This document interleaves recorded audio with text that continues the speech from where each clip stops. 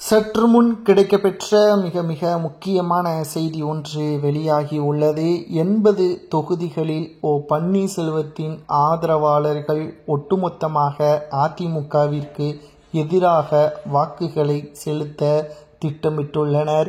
இதனால் 80 தொகுதிகளில் இருக்கக்கூடிய அதிமுகவின் தொண்டர்கள் பன்னீர்செல்வம் அவர்கள் எந்த கட்சியுடன் கூட்டணி வைக்கிறாரோ அங்குதான் மிகப்பெரிய அளவில் மாற்றம் ஏற்படும். இதனால் என்ன பாதிப்பு அதிமுகவிற்கு என்று நாம் பார்க்கும் பொழுது முழுக்க அதிமுகவின் வேட்பாளர்களுக்கும் அதிமுகவின் கூட்டணியான பாஜகவின் வேட்பாளர்களுக்கும் மிகப்பெரிய அளவில் தர்ம சங்கடம், அதாவது தோல்வி அடையக்கூடிய ஒரு சூழல் ஏற்படும்.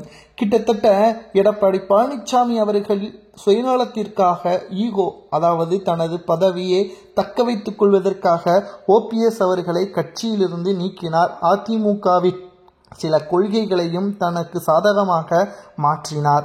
ஆனால் அதிமுகவின் தொண்டர்கள் மனதில் நீங்காத இடம் பிடித்த பன்னீர்செல்வம் அவர்கள் செல்லும் இடமெல்லாம் ஆதரவு. உதாரணத்திற்கு மக்களவை தேர்தலில் ராமநாதபுரம் தொகுதியில் சுயேட்சையாக போட்டியிட்டார். அப்பொழுது கூட அதிமுகவின் வேட்பாளர் வெற்றியடைவதற்கு வழிவகுக்காமல் OPSஐ தோற்கடிக்க வேண்டும் என்பதற்காக சுயேட்சையாக 7 பன்னீர்செல்வம் என்ற பெயரை கொண்ட நபரை களத்தில் இறக்கினார். ஆனால் அங்கு நடந்ததோ 2வது இடம் OPS அவர்கள் பெற்றார், 3வது இடம் அதிமுகவின் வேட்பாளர் பெற்றார்.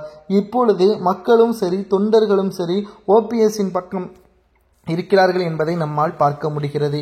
இதேபோல்தான் 80 தொகுதிகளில் பன்னீர்செல்வத்தின் ஆதரவாளர்கள், அதாவது அதிமுகவின் தொண்டர்கள் முழுக்க பன்னீர்செல்வத்திற்கு ஆதரவாக இருப்பதன் காரணமாக நிச்சயம் அனைத்து இந்திய அண்ணா திராவிட முன்னேற்ற கழகம் மிகப்பெரிய ஒரு தோல்வியை தழுவக்கூடிய சூழல் உருவாகும். அப்படி தோற்கடிக்கப்படும் கூடிய பட்சத்தில் அதிமுக எதிர்க்கட்சி அந்தஸ்தையும் இழக்கும். இதனால் அதாவது அதிமுகவின் கூட்டணியான பாஜகவும் வாக்கு வங்கிகள் குறையும்.